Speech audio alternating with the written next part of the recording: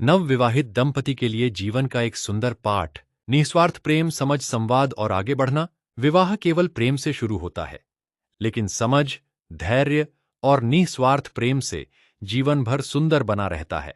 निशर्त प्रेम का अर्थ है, मैं तुम्हारे साथ हूं और बदले में मुझे तुमसे कुछ नहीं चाहिए। न धन्यवाद की अपेक्षा, न प्रशंसा की, न किसी एहसान के बदले एहसान की। अक्सर हम अपने जीवन साथी के लिए बहुत कुछ करते हैं, लेकिन मन के किसी कोने में यह अपेक्षा रहती है कि सामने वाला उसे समझे, उसकी सराहना करे या बदले में कुछ करे।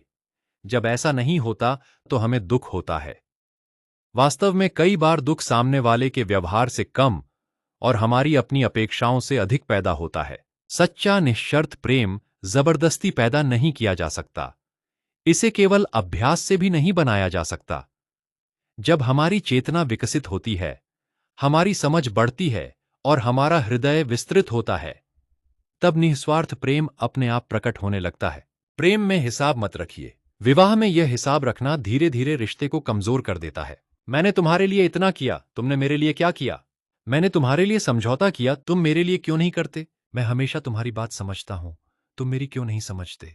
जब प्रेम में हिसाब आने लगता है तो प्रेम धीरे धीरे लेन देन बन जाता है। इसके बजाय मन में यह भाव रखें, मैंने तुम्हारे लिए यह इसलिए किया क्योंकि मैं तुमसे प्रेम करता हूं, बदले में कुछ पाने के लिए नहीं। लेकिन इसका अर्थ यह भी नहीं कि जीवन साथी के प्रति कृतज्ञता और सम्मान आवश्यक नहीं है।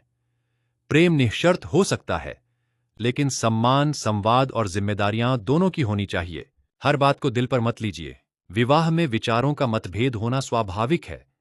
कभी जीवन साथी आपको गलत समझ सकता है, कभी क्रोध में कुछ कह सकता है, कभी आपकी आलोचना भी कर सकता है। याद रखिए, आप दूसरे व्यक्ति की राय को नियंत्रित नहीं कर सकते और न ही आपको ऐसा करने की आवश्यकता है।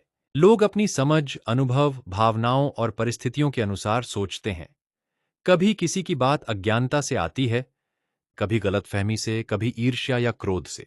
हर बात को अपने हृदय में लेकर बैठ जाना बुद्धिमानी नहीं है। सबसे सुंदर सूत्र, समझाए और आगे बढ़ जाए।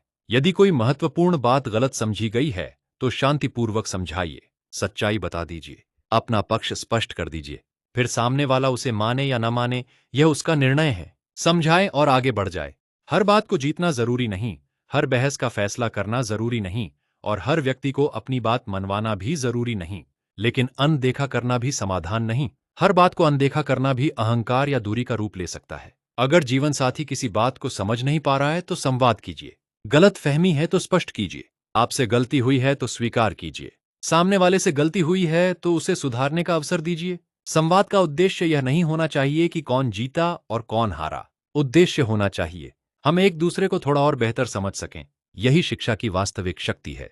किसी को सबक सिखाना नहीं, बल्कि समझने में सहायता करना। एक सुंदर वैवाहिक जीवन का सूत्र। नवविवाहित दंपति यदि जीवन भर इन 4 बातों को याद रखें तो बहुत सी परेशानियां अपने आप छोटी हो जाएंगी।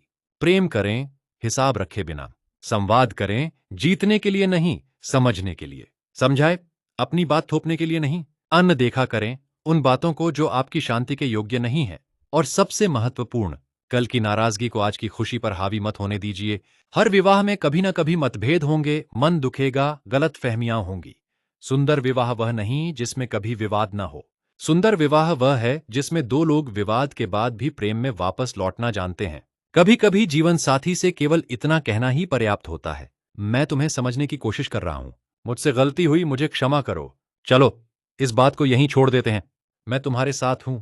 क्योंकि विवाह किसी पूर्ण व्यक्ति को पाने का नाम नहीं है। विवाह 2 अपूर्ण व्यक्तियों की ऐसी यात्रा है जिसमें दोनों साथ साथ प्रेम, समझ, करुणा और चेतना में विकसित होते हैं। सेवा गुरुजी। प्रेम अधिक करें, अपेक्षाएं कम रखें, संवाद मधुर रखें, अनावश्यक बातों को छोड़ दें और जीवन में आगे बढ़ते रहें। जय श्री कृष्ण। राधे राधे।